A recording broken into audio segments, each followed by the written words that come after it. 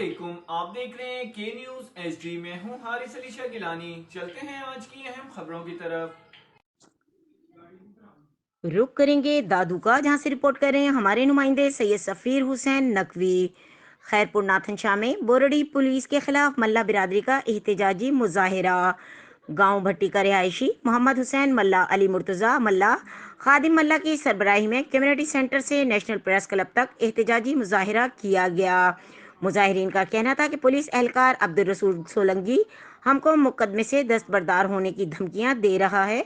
मुजाहिरीन का मजीद कहना था कि हम आला हुक्काम से गुजारिश करते हैं कि वाक़े का नोटिस लेकर हमारे साथ इंसाफ किया जाए। मजीद खबरों और अपडेट्स के लिए हमारे साथ रहिएगा। तब तक के लिए अपना ख्याल रखिएगा। अल्लाह हाफिज।